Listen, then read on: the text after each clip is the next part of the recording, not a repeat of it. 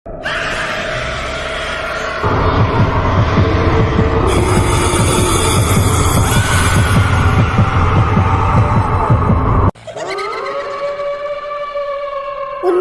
சம்பவம். இன்னைக்கு நான் உங்ககிட்ட ஒரு ரியல் ஸ்டோரி பற்றி சொல்ல தான் வந்திருக்கேன். இந்த கதையை சொன்னவங்க பேர் சாந்தி. ஸோ இவங்களுக்கு என்ன நடந்திருக்குன்னா, இவங்க கொஞ்சம் தூரத்தில் இருக்கிற ஒரு கோவிலுக்கு போகணும்னு சொல்லி இவங்களும் அவங்க ஹஸ்பண்டும் கிளம்பி போயிருக்காங்க. ஆனால் அந்த கோவிலுக்கு இவங்க தேடி தேடி பார்த்து கடைசியில் போக முடியாம நைட்டாகி கோவிலுக்கு போயிருக்காங்க. அந்த கோவிலில் போயிட்டு அவங்க சாமியெல்லாம் கும்பிட்டுட்டு நார்மலாக அவங்க என்ன பண்ணியிருக்காங்களா, ரொம்ப நைட் ஆச்சு, நம்ம இங்கே எங்கேயாவது ஒரு ஹோட்டலில் ரூம் எடுத்து தங்கிட்டு போகலாம் அப்படின்னு சொல்லிட்டு சாந்தியும் அவங்க ஹஸ்பண்டும் பிளான் பண்ணுறாங்க. அதுக்கப்புறம் தேடி தேடி பார்க்குறாங்க. சடனாக எந்த ஒரு ரூமுமே அவங்களுக்கு கிடைக்கல. லாஸ்ட்டாக ஒரு இடத்த பார்க்குறாங்க. அங்கே இவங்களுக்கு ஒரு வீடு கிடச்சிருக்கு, ரூம்பு. ஸோ அங்கே எப்படின்னா, அங்கே யாருமே கிடையாது. ஃபோன் நம்பர் இருக்குது. அந்த ஃபோன் நம்பருக்கு அடித்தோம்னா அவங்கக்கிட்ட நம்ம பேசினா அப்போ அவங்க காசை பெங்கிங் பண்ணி விட சொல்லிவிட்டு பின் நம்பர் கொடுப்பாங்க. அந்த பின் நம்பரை போட்டு தட்டிட்டு தான் ரூம்பை திறக்க முடியும் அப்படின்னு சொல்லியிருக்காங்க. ஸோ அதே மாதிரி சாந்தியும் அவங்க ஹஸ்பண்டும் என்ன பண்ணுறாங்கன்னா, பேங்கில் காசுலாம் போட்டுட்டு அதுக்கப்புறம் அவங்க கொடுக்குற பின் நம்பரை எடுத்துக்கிட்டு அந்த ரூமில் போயிட்டு தட்டி போட்டிருக்காங்க. ஸோ ரூமுக்கு அதுவும் திறந்துருக்கு. ஸோ ரூமில் இவங்க போயிட்டு போகிற முன்னுக்கே இவங்களுக்கெல்லாம் ஒரு மாதிரி பேட் ஃபீல் ஆயிடுச்சு. எதுவும் இங்கே சரியில்லை அப்படின்ற மாதிரி இவங்களுக்கு தோணிருச்சு. அப்பயும் இவங்க ரூமு கதவு திறந்த கையோட ரூமு சரியான சூடாக இருந்திருக்கு. அவ்வளோ சூடாக இருந்தோட அப்போ என்ன பண்ணியிருக்காங்க, சாந்தி குளிக்க போகிறேன்னு சொல்லிட்டு அவங்க ஹஸ்பண்ட் சொல்லிட்டு அவங்க குளிக்க போயிருக்காங்க ஃபஸ்ட்டு. ஸோ சூடாக இருக்கிறதுனால சாந்தி ஹாட் வாட்டர் கூட தட்டலை, வெறும் பச்சை தண்ணியில் தான் குளிச்சிருக்காங்க. ஸோ அவங்க குளிச்சுட்டு இருக்கிற அந்த டைமில் என்ன ஆயிருக்குன்னா, அந்த பாத்ரூமில் இருக்கிற கண்ணாடி எல்லாமே அப்படி பிளர் ஆகிருக்கு. ஸோ நார்மலாக பிளர் ஆகுறது ஹாட் வாட்டரில் குளிச்சா தானே ஆகும். ஸோ அதனால் சாந்திக்கு ரொம்ப பயமாயிடுச்சு.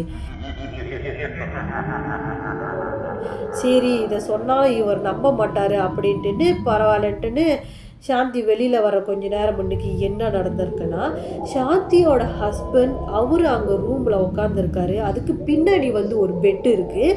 அதுக்கு முன்னாடி ஒரு கண்ணாடி இருக்குது.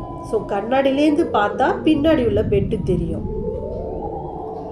அப்போ என்ன நடந்திருக்குன்னா, யாரோ பின்னாடி உள்ள பெட்டில் ஏடிச்சு போன மாதிரி அவர் அந்த கண்ணாடியில் பார்த்துருக்காரு.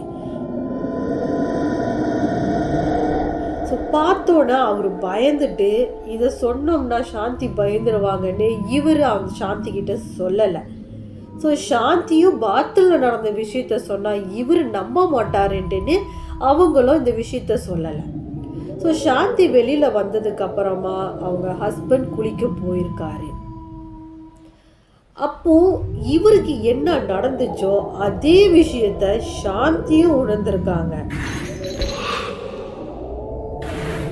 அவங்க பின்னாடிந்து யாரோ எரிச்சு போகிறத சாந்தியும் பார்த்துருக்காங்க. நம்ம இதை சொன்னால் இவர் நம்பவே மாட்டாரு அப்படின்ட்டு சாந்தி எதுவுமே சொல்லாமல் பேசாமல் இருந்திருக்காங்க. ஸோ டைம் ஆனதுக்கப்புறமா 2 பேருமே படுத்து தூங்கியிருக்காங்க. அந்த டைமில் சாந்தியோட ஹஸ்பண்டுக்கு என்ன ஆயிருக்குன்னா, திடீர்னு கதவை நாக் பண்ணுற மாதிரி டபா டபான்னு சத்தம் கேட்டுக்கிட்டு ரொம்ப டிஸ்டர்பன்ஸாக இருந்து அதில் எடிச்சிருக்காங்க. ஸோ எடிச்சு சைடில் அவங்க ஒய்ஃபை பார்த்துருக்காரு. அவங்க ஏஞ்சி உட்காந்துருக்கிற பார்த்து இவர் பயந்து போயிட்டாரு. நீ எதுக்கு இன்னும் தூங்காமல் உட்காந்துருக்க அப்படின்னு சொல்லி கேட்டதுக்கு அப்போ சாந்தி சொல்லியிருக்காங்க, எழும்பணுமோ சத்தம்லாம் கேட்குது, என்னால் தூங்க முடியல, எனக்கு ரொம்ப பயமாக இருக்குது அப்படின்னு சாந்தி சொல்லியிருக்காங்க. அதுக்கப்புறம் சாந்தியோட ஹஸ்பண்ட் என்ன சொல்லியிருக்காருன்னா, சரி அதெல்லாம் ஒன்றும் பிரச்சனை இல்லை, நீ எதுவுமே மனசில் போட்டுக்காத, சீக்கிரம் படுத்துங்க, நம்ம நாளைக்கு காலையில் எஞ்சி போயிடலாம் அப்படின்னு சொல்லியிருக்காரு. ஸோ சாந்தி சாந்தியும் என்ன பண்ணியிருக்காங்கன்னா சரின்ட்டுன்னு கண்ணை மூடி தூங்கியிருக்காங்க. அப்புறம் அசந்து தூங்கிட்டாங்க. மறுநாள் காலையில் அவங்க ஏனிச்ச உடனே அவங்க ஹஸ்பண்ட் கிட்ட சாந்தி என்ன சொன்னாங்கன்னா, எனக்கு இன்னைக்கு ஒரு கனவு வந்துச்சு. அந்த கனவுல என்ன ஆச்சுன்னா, யாரோ ஒரு 2 பேர், ஒரு ஆம்பளை ஒரு பொம்பளை இருக்காங்க. அந்த பொம்பளைய ஒருத்தன் ஏமாத்திட்டு போயிட்டான். அதனால அந்த பொம்பளை வந்து இந்த ஹோட்டலில் தூக்கு மாட்டி செத்து போயிட்டான் இந்த ரூமில் அப்படின்னு எனக்கு ஒரு கனவு வந்துச்சு அப்படின்னு சாந்தி சொல்லியிருக்காங்க.